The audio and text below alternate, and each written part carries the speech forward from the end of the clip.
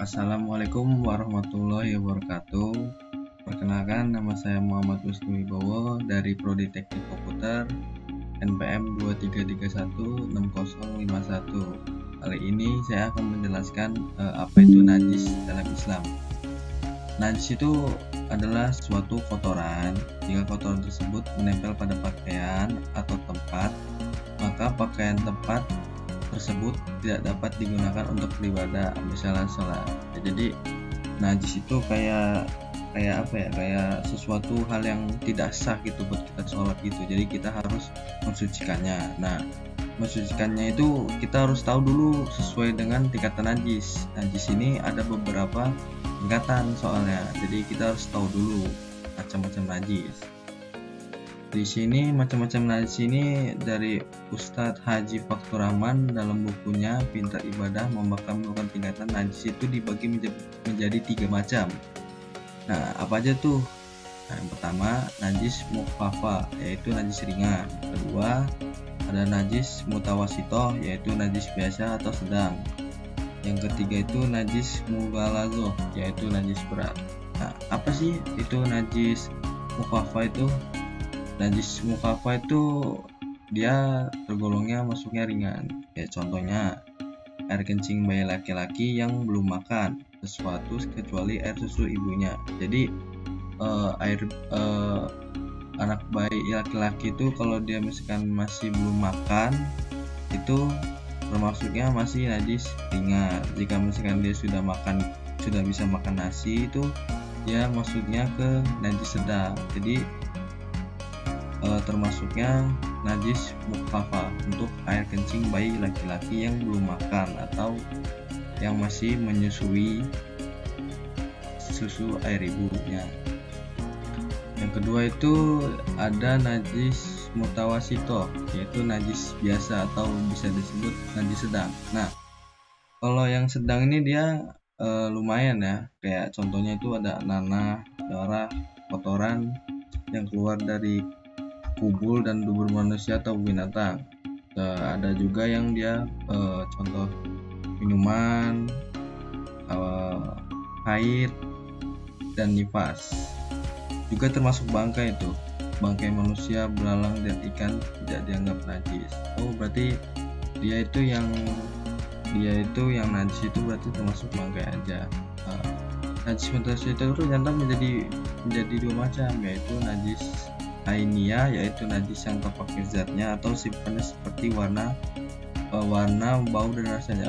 Najis ini tuh bisa dibilang kayak kotoran itu kan pasti ada baunya, ada rasanya. Kalau rasanya kan pasti nggak mungkin kan kita rasain, sama warna itu udah pasti. Kalau misalkan najis hukmaya itu najis yang tidak tampak zatnya atau sifatnya seperti air kencing atau arak yang sudah kering. Nah, kita kan mana tahu tuh kalau misalkan kita buang air kecil terus kita langsung basuh, kita kan nggak tahu tuh kalau air kencing itu keluar sendiri atau sudah belum. Nah, itu harus diperhatikan. Ketiga tuh ada najis mughalazah, yaitu najis berat. Najis berat ini dia contohnya itu babi dan air liur anjing ya intinya kalau misalkan yang berat tuh ya kayak babi dan air liur anjing ini kita harus jauh-jauh kita biar tidak kita terkena najisnya. Adapun tentang najis anjing didasarkan pada hadis berikut, Rasulullah SAW bersabda, jika seekor anjing menjilat belana salah satu daripada kamu sekalian, maka hendaknya kamu menuangkan bejana itu, mengosongkan isinya, kemudian mengusapnya 7 kali. Jadi cara kita membersihkan najisnya itu dengan cara kita cuci tangan, cuci kaki sebanyak 6 kali, dan ke-7 kalinya itu kita harus pakai pasir. Jadi ya begitulah, pokoknya kayak gitu sih. Saya juga kurang tahu, cuma di sininya dia seperti itu ya. Ntar dijelasin kok di sininya ada cara-caranya.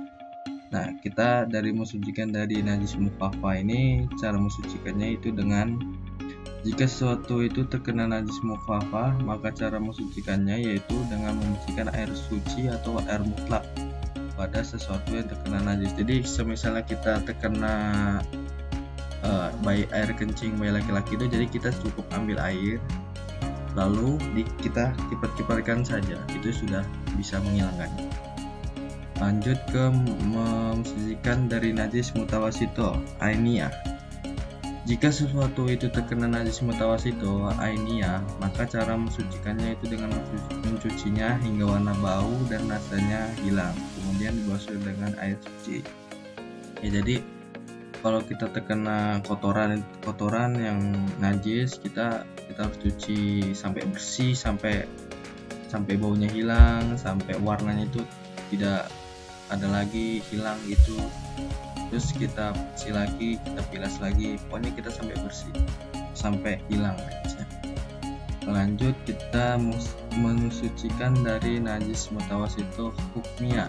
Jika sesuatu itu terkena najis mutawasito hukmiyah, maka cara mensucikannya itu dengan membasuh atau mengalirkan air suci pada sesuatu yang terkena najis. Berarti kita kalau terkena najis, kita harus mengalirkan pakai air ya, air apa pasir gitulah kayaknya.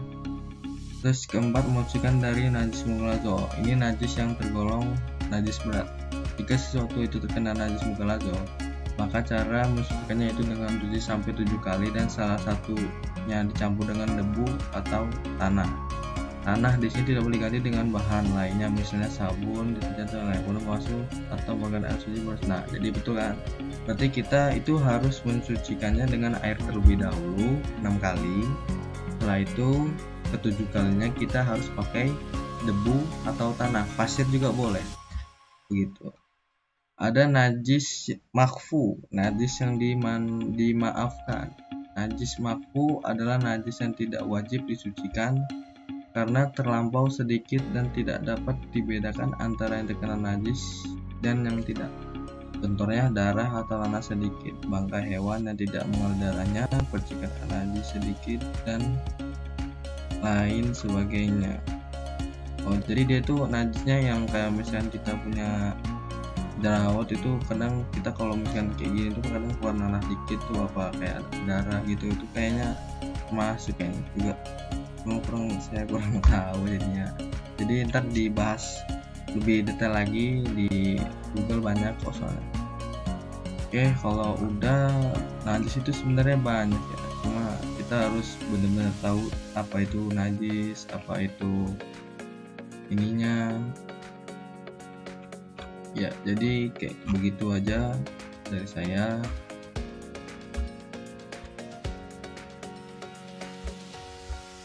Oke, kalau misalkan udah, saya akhiri. Wassalamualaikum warahmatullahi wabarakatuh.